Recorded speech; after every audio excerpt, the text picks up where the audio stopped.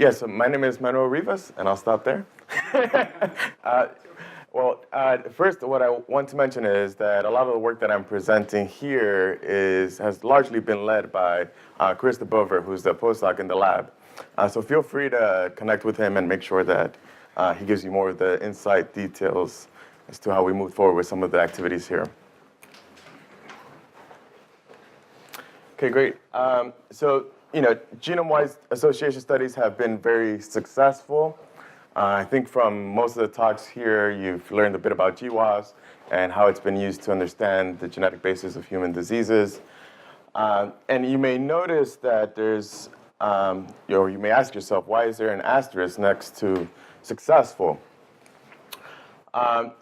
For one thing, one of the phenomena or properties that you're seeing from a lot of these GWAS studies of human diseases is that common variants that we've been analyzing for the past decade or so have had very weak or tiny effects and scattered throughout the entire genome, making it quite challenging, actually, to move forward with interpretation or moving forward with any of the downstream activities that we'd hope would then lead or promise get to the point where we're realizing the promise of genomic medicine. In the context of type 2 diabetes, I think Haki mentioned this. One of the properties of type 2 diabetes, at least in the GWAS world, is that all common variant associations were quite tiny. This is from a paper published in 2016 in Nature by the GoT2D and T2D Genes Consortium, where they showed that most of the effects across the frequency range, at least for common variants, seem to have very tiny effects, with maybe the exception of TCF702. And this is a property that's shared across many complex traits, which makes it, again, quite challenging to move forward. Okay, apologize for the way it looks here. One of the hopes, at least, in moving from common variant association studies to rare variant association studies is that, we'd be able to then start identifying some alleles with hopefully stronger effects than what we've been seeing with the common variant association studies. One of the initial hints that this may be the case, at least for a small fraction of the rare variants, is the identification of some rare variants that followed the properties of having strong effects. In addition to that, some of the surprising findings as well was that some of the early studies hinted to experiments of nature that were consistent with protecting individuals from human diseases or lowering risk for human diseases. So in the context of genetic discoveries, there's quite a handful of examples. In the context of inflammatory bowel disease, we've identified 3, CARD9, splice disrupting allele, loss of function variant RNF186. Type 2 diabetes has 1. There's a scorecard for MI as well. And Alzheimer's disease, the APP allele discovered by Decode Genetics.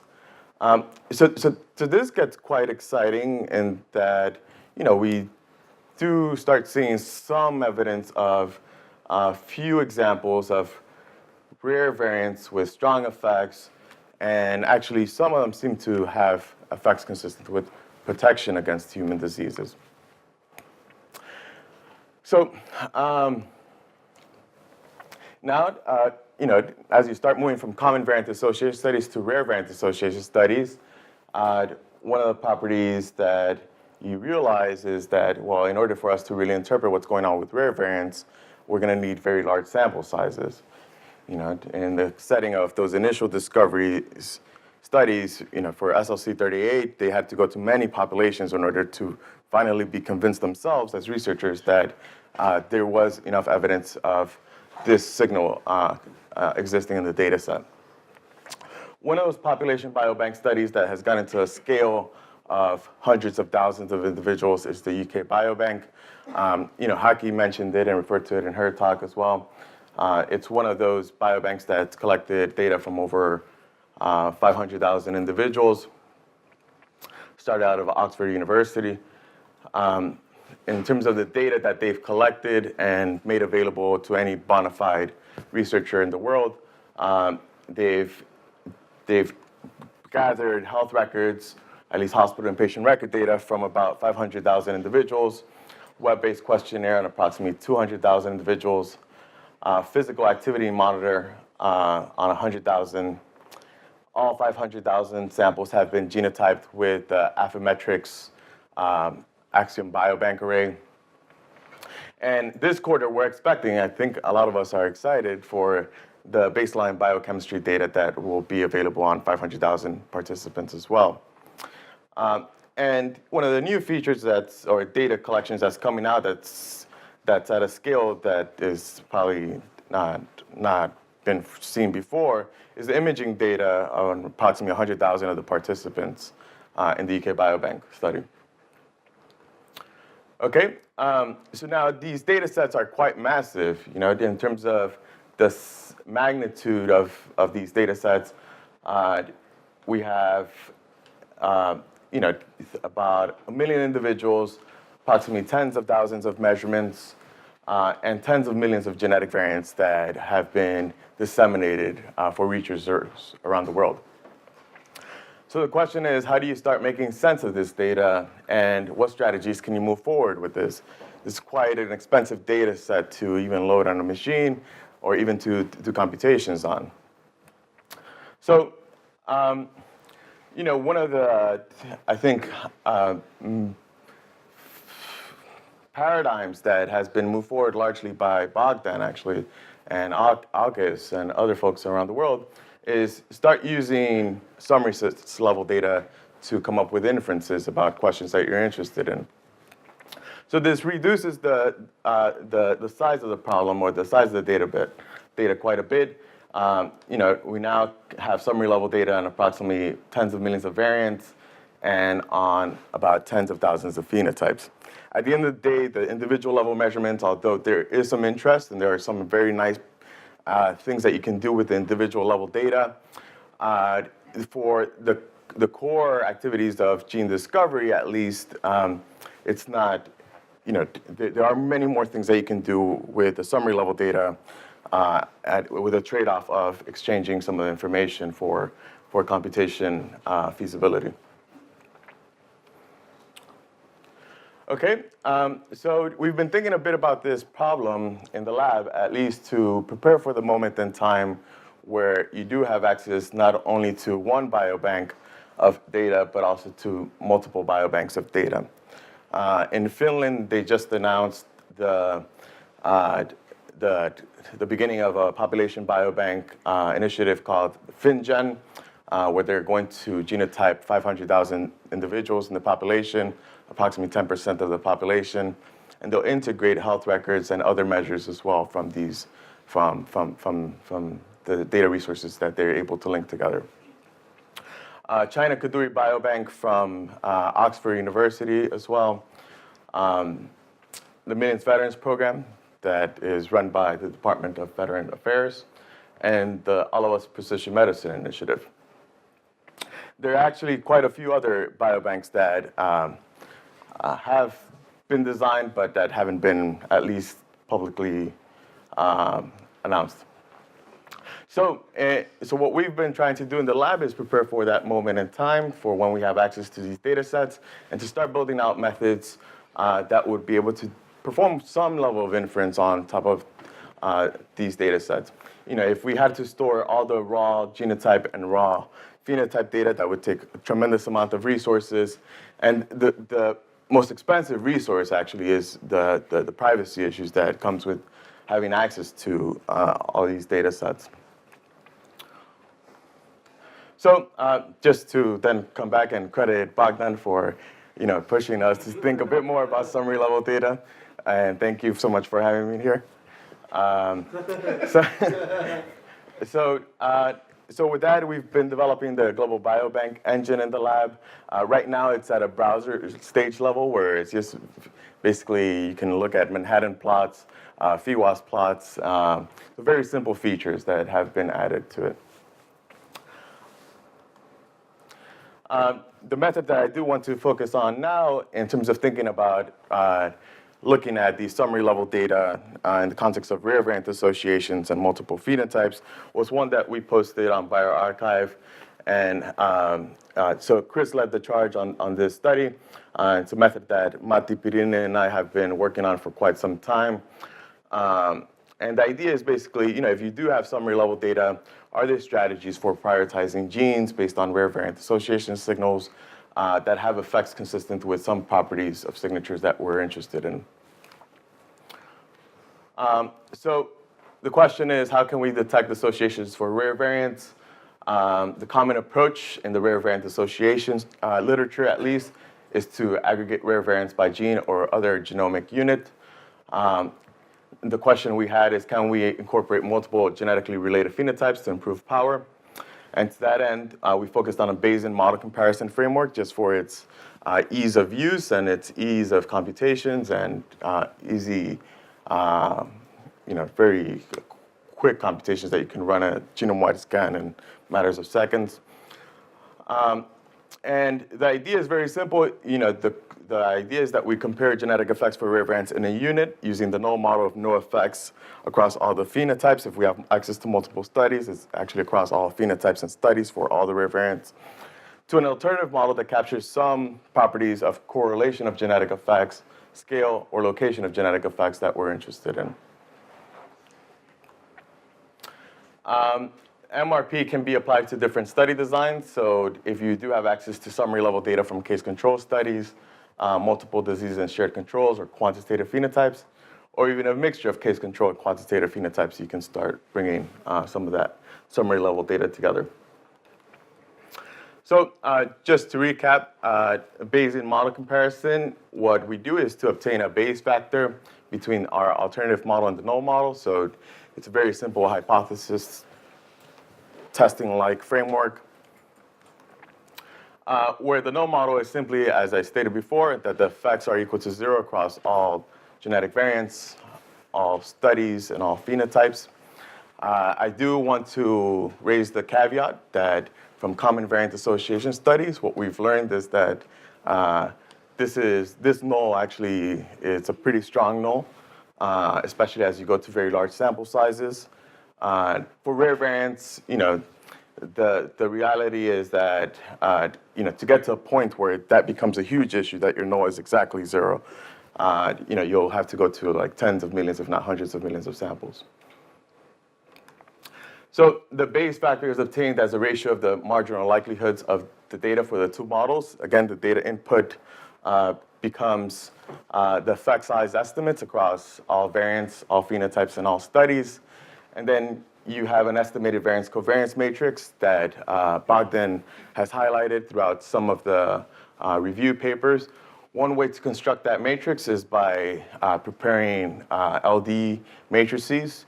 In the context of rare variant association studies, you prefer not to get a reference panel LD matrix, instead to use in-study LD matrices. And that was one strategy that Gonzalo Picasso actually highlighted in the rare metal paper. Yes? So with a lot of these big biobanks, now there's a lot of in-sample LD available. So a lot of times people just use 1,000 genomes as a reference panel, but do you think people could start, say, using these other reference panels from these larger studies instead? Yes, that's a great question. So for rare variants, you definitely want in-study LD matrices, right?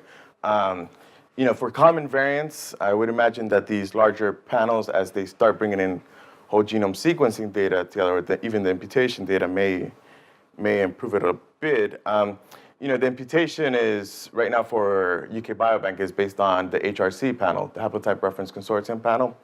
And do you know how many genomes is that? Maybe like 20, 30,000? I don't know. Haplotypes. Yeah.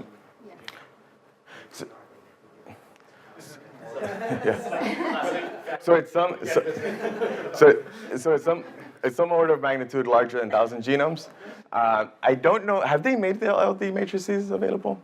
No? Okay. So I would encourage you to push for them to make the LD matrices available. So Yes. the privacy issue of that?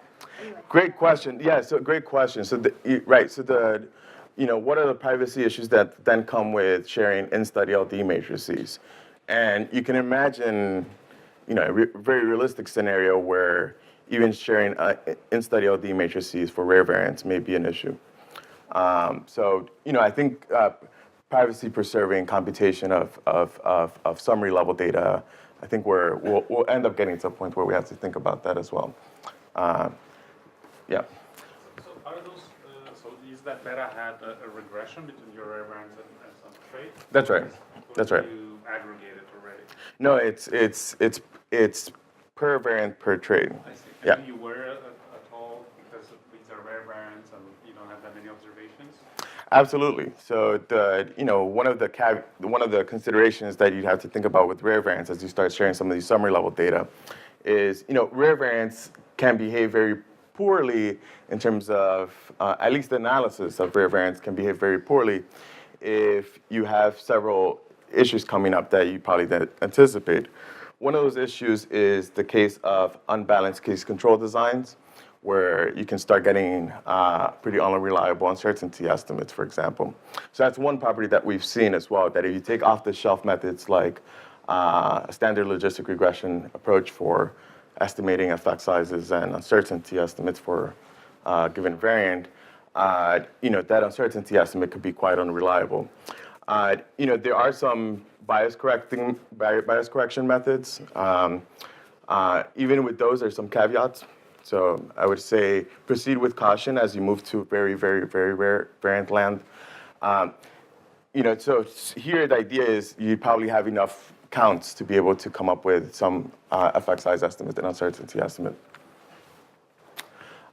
Yes? So just to clarify, the problem you mentioned with unbalanced case control is your asymptotic normality. Exactly. That's right. That's right. So you have the small count issues, and you have the unbalanced case control issue, right? With the small counts, asymptotic normality probably doesn't hold as well. The idea is that we're now getting to a point where we have 500,000, even millions of samples. So even an allele with 1 in 1,000 frequency, you probably have enough counts to be able to come up with some estimates of effects that do then converge nicely to its true estimate. But what I will talk about in the second stage will be more about these ideas of how do you end up shrinking some of these estimates and then use information about other effect sizes. But here in the Bayesian model comparison stuff, we take the data input as is, and then we compute these Bayes factors. So the main thing then is going to be how do you do upfront cleaning of that data, right? So for sure, you have to consider if you have tiny counts, for example, if you focus on rare variants with only like about 1 to 10 copies, that's probably a bit, especially for case control study designs, that's probably a bit unreliable data to put in.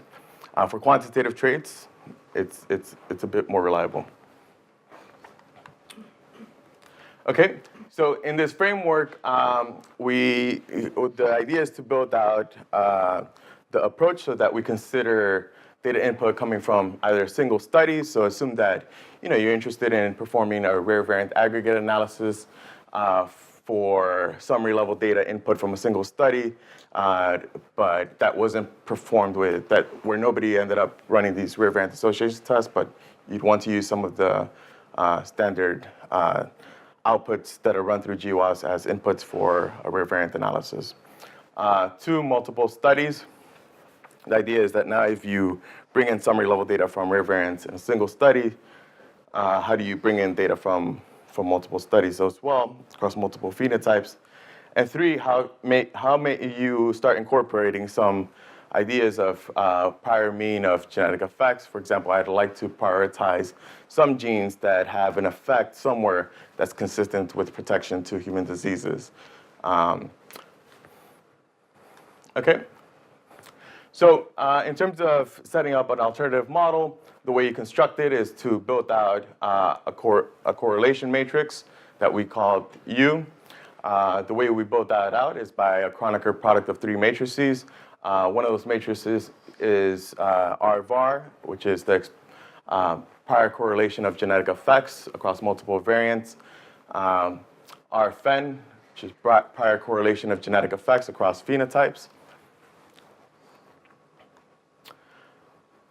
So this matrix R study is to specify prior on the similarity and effect sizes across studies as well. So that's the third matrix that we bring into play. So the way to specify the prior is of our basic model comparison component is to then take the Kronecker product of these three matrices. Okay, one of the attractive properties of this basic model comparison activity is that, yes, go ahead. What's SFAR instead? Oh, SFAR, great question. Yeah, so SFAR would be like you bring in scale of genetic effects into play. So I talked to you about correlations of genetic effects, but assume that now what you want to do is to prioritize genes that are more consistent with larger effects, which, for example, maybe because you're interested in loss of function variants, right? With loss of function variants, you start, for some genes, you start moving away from this regime of having very tiny effects centered around 0. Yeah. And how do you build our study? Say it again. How do you build our study? Our study, great question. So, in practice, the only things that we've done is to assume either an independent effects model or a similar effects model. The idea is that, if you're analyzing rare variants across multiple phenotypes, rare variants across a single phenotype across multiple studies, you assume similar effects across the studies. And maybe you would want to have a model that assumes independent effects. In the Bayesian model comparison context, at least, you can start weighing each of those relative support for those two models. So it becomes, in practice, what we do, at least in the few studies where we've applied it to data, is just assuming similar effects across studies. Okay. So, and actually, when we've used the independent effects model and the similar effects model to weigh relative support for each of the models, we've seen it being useful not for identifying new associations, rather it's been useful for QCing. So there has been some genes when we've analyzed multiple rare variants that in a specific population, a single variant seems to have very strong effects. But then you go back to the data and the independent effects model has strong support, but the similar effects model actually doesn't seem to have any support. And you go back to the raw data and it actually tells you, the reads actually don't support this variant being properly genotyped.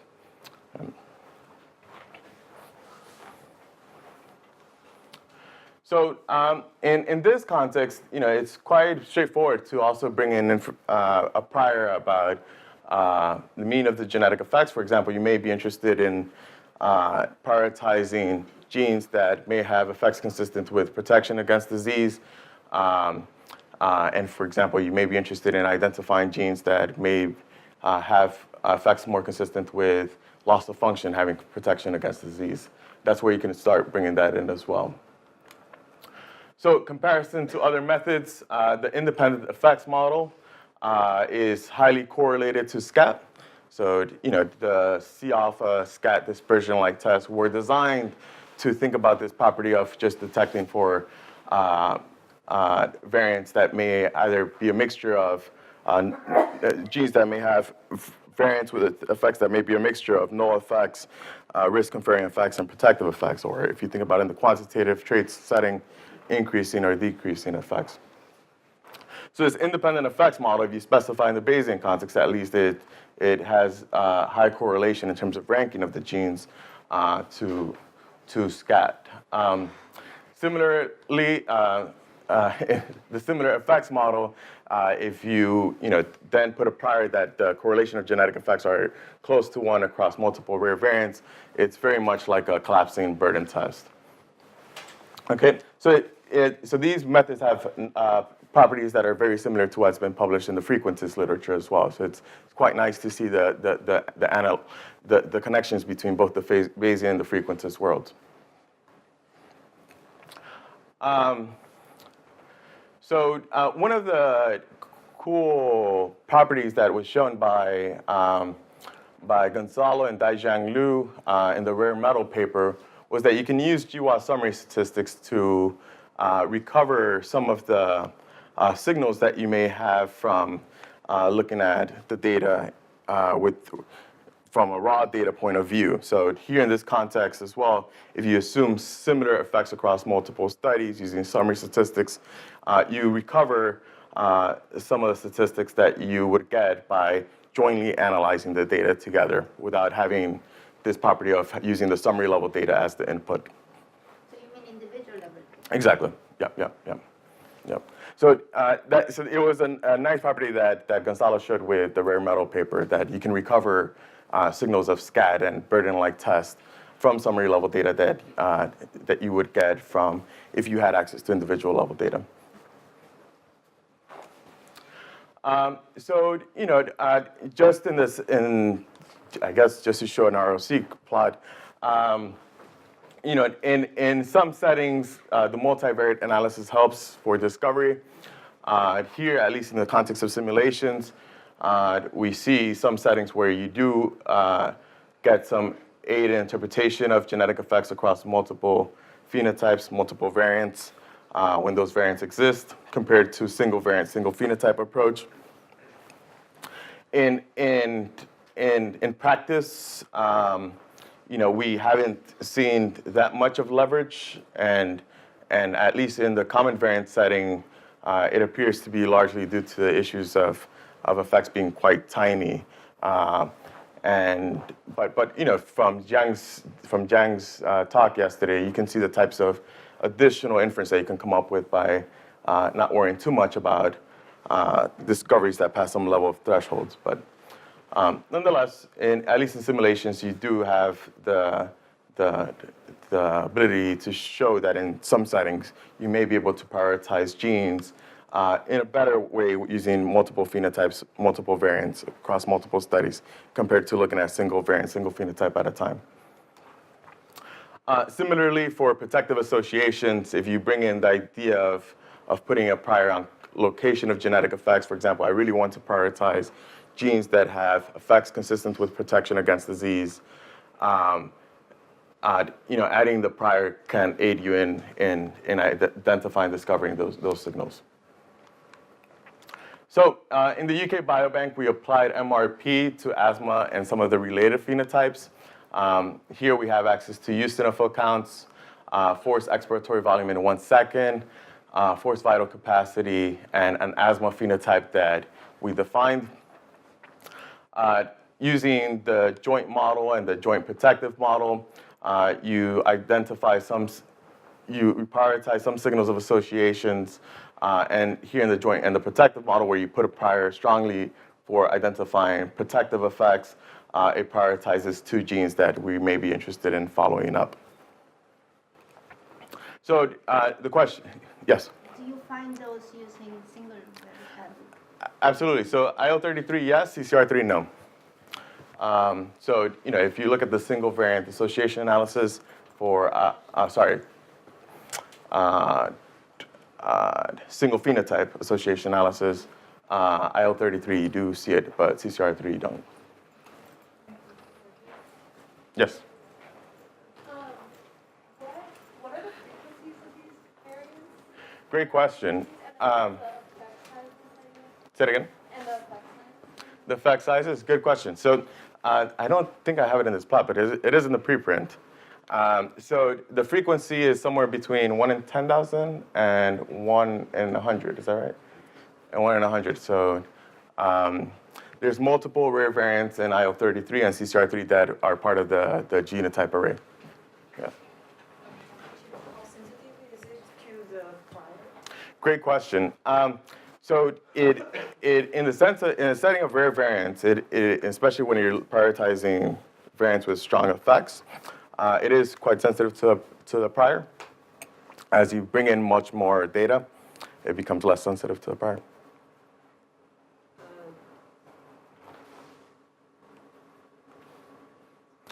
So in terms of prioritizing protective modifiers, if you put like a prior mean, like around -0.2, -0.5, it starts, it really starts separating things out that are more closer to 0 than. It's based on previous discoveries, right? So the types of effects that we're interested in are things that I showed in that plot where, we're interested in effect size of like 3-fold protective effect, 2-fold protective effect.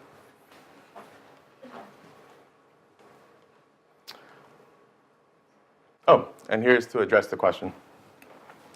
So in terms of the effect sizes that we've estimated for asthma, there's 3 rare variants.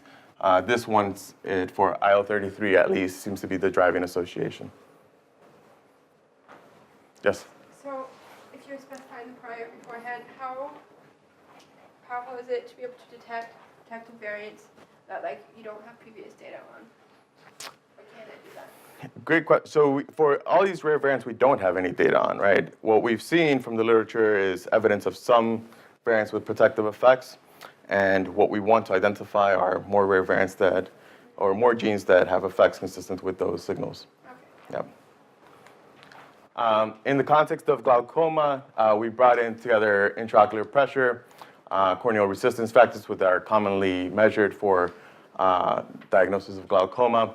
And in terms of a joint model and then trying to prioritize protective modifiers, there's a few associations. At least the one that we're particularly excited about is the ANGPTL7 signal. And it has nice biological properties. Okay, so in conclusion for this component, MRP can use raw genotype-phenotype data or GWAS summary statistics. It can use information from multiple variants and phenotypes to boost power to detect rare variant associations, and it may be able to prioritize associations that protect against human diseases. It's supported in the Global Biobank engine, and what we spent a lot of time thinking about is how you can start organizing some of that data in these databases where we can stream some of these algorithms. And that's been actually one of the most complicated activities that we've embarked on. Okay, so I'll switch now for the next 15 minutes to some multivariate polygenic mixture models. This has more of a flavor of what Yang and other folks who've been thinking about heritability have been thinking about. This has been led by Chris DeBoever as well in the lab. And here I won't touch on heritability. What I'll do is try to show you the utility of thinking about correlation of genetic effects and how we've started thinking about this parameter to prioritize some of the activities in the lab. And one of the challenges with the data that we've analyzed and how we've addressed those challenges. Okay, so again, most common diseases are polygenic. Large numbers of phenotypes and loci have been tested by GWAS. There's a great opportunity to estimate genetic parameters. Heritability has been touched on and addressed by multiple speakers here. Membership is something that we're interested in, at least in this mixture model that we've come up with. Spread or scale of effects is another parameter that we're interested in as well. And correlation of genetic effects. Again, in the spirit of what Bogdan has been moving and pushing us to think about, the data input has been summary level data.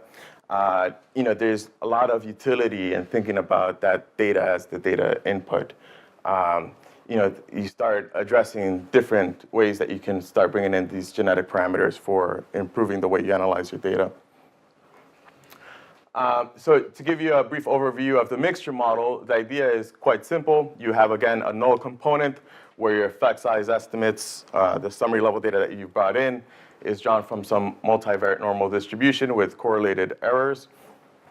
And then a non-null component where the effect sizes are drawn from some multivariate normal distribution centered at 0 with variance covariance matrix due to genetic effects, and then variance covariance matrix due to the quote-unquote residuals or errors.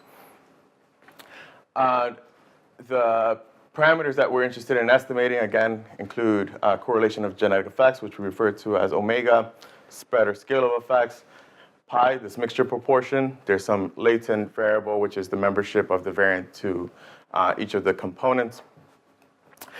One of the nice things as well that we started moving forward with is thinking a bit more about, in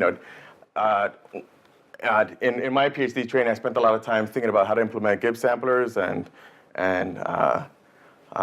Metropolis Hastings steps So there's people that make a living out of that, and one of those programming languages that has emerged in the statistics field is Stan. It's a nice probabilistic programming language where you can nicely specify your model, statistical model of interest, and you don't have to worry much about how the sampling is done. There are different strategies, though, for diagnostics. For example, can you assess convergence of your parameters? This is similar to the Bugs programming language and the JAX programming language that has been around for quite some time as well. It has some more novel samplers that at least have nicer properties in terms of convergence. David Lawrence gave us an introduction. Say it again? David? David? An introduction to that like a few days ago. Where's David? Oh, David. Yeah, so it's cool. Like when you're in the Stan mailing list, you see people names that you recognize. I'm like, oh, David keeps on writing emails. So David is one of the reasons why we started using Stan as well. Yeah. Yes. Is I a snip there, or is it a Great question. It's a SNP. Yeah. So that multivariate normal is across studies. Is that right? So this right now is just for a single variant. So let me go back to the data input. Great question. So there's for a single variant and a single phenotype. So yeah, so feel free to remind me. So the idea is basically that you've taken that data. Great question. So it should be indexed by the phenotype as well. So it should have I and M and J and K, where J is the phenotype. So this is Yes. that's the beta I hat or the It's beta I hat. Yeah. Yeah. And how can I assume so you make an assumption of beta I hat, but what's the model? the model is that it's drawn from and for the null component, that it's drawn from some multivariate normal density with known errors. So that's where the standard errors come in. And this is the parameter that you're interested in estimating. So there's a model 0, which is the null model, and then model 1, which is the non-null model. Yeah, but this Mhm. written over there is not the null and the non-null because this is the estimates. Is that if I understand correctly what it is? Yeah. Beta So I hat is the estimates of the, and so for them to be distributed this way, you need to make some assumptions on, how the behavior of basically. yes, so for the null model, the reason it's a null model is that beta is exactly equal to 0. But the way the data is drawn from that beta is that it's drawn from some multivariate normal with the variance covariance matrix being dictated by the errors. Yeah. Mhm. What's the hypothesis you are testing? This SNP has no effect for all phenotypes? That's right. So this SNP has no effect for the two phenotypes that we're analyzing. Just two, or can it be applied to the It could be more than 2. Yeah, it could be more than 2 without a problem. So here, J is just 1 and 2 phenotypes. So That's correct. Sorry. Let's see. Let's go back. Yeah, so J is equal to 1 and 2, just 2 phenotypes.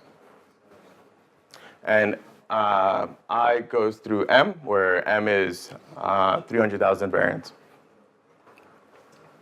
Okay? So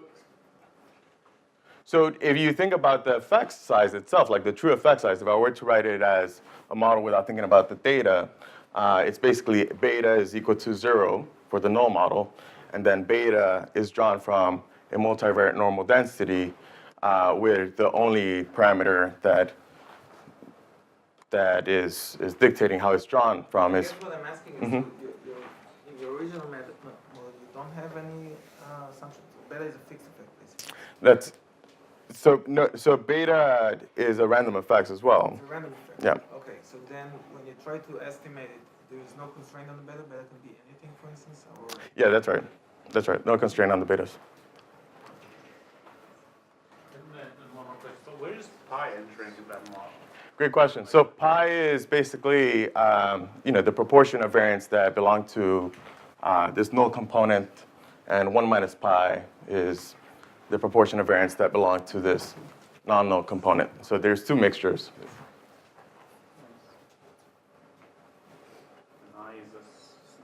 And I is a SNP. So at the end of the day, you end up getting the posterior probability of that SNP belonging to this null component or to the non-null component. Yes? Behave well, like this scale of data? Say that again? Does Stan behave well at this scale? I think this is Great question. order of magnitude bigger than the stuff we were seeing. Yeah, great question. So, so the sampler, how long does the sampler take? So Chris is the one that's been running. It'll take like a few hours to go through two phenotypes since Yeah. you do genome-wide. How many variants? Do you remember? Well, like 350,000 variants. Okay. Yeah, so they do have some approximations. Yeah. Yeah. So, they do have some approximation algorithms as well. There's one, there's like a mean field approximation and some other activities that they're supporting. And they're working to optimize it as well. There's definitely scaling issues with Stan. And David can attest that. But then, sorry, I don't like that. No, go ahead. So this pi is across, so you're telling that under the alternate, the SNP can be causal or can be whatever associated to all the traits, right? It could be associated to any of the traits, but that it's not exactly zero. And we're interested in estimating those parameters, yeah. I see. But in principle, you can have another pi which tells you for a SNP that it's under the alternate, what are the proportion of traits that would be associated with. That's right. But that's not in this model, though. Yeah. So, so there's it's a simple mixture model.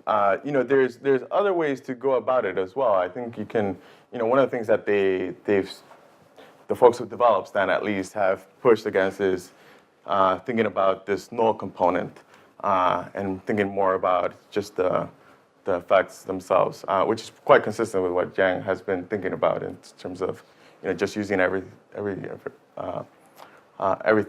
basically going with omnigenic model. All right, so let me move forward quickly because there's 3 minutes. So the way we've been using it is to think about how we can bring in the multiple phenotypes that have been proposed that have been made available actually by UK Biobank. We have access to verbal questionnaire data where we go to a survey and the participants responded whether or not they had a cancer or some other disease. But in addition to that, we have access to a hospital inpatient record data, and we've used that data to compare whether or not our effects that we're estimating from the hospital inpatient record data are consistent with the verbal questionnaire data. Why are we interested in that? Well, one reason we're interested in that is that the hospital inpatient record data has strong limitations in the UK Biobank. If you're really interested in studying type 2 diabetes, it won't be well represented. In fact, most of the inferences that you can get about type 2 diabetes from the UK Biobank data is from the verbal questionnaire data. And it's the same as well for asthma.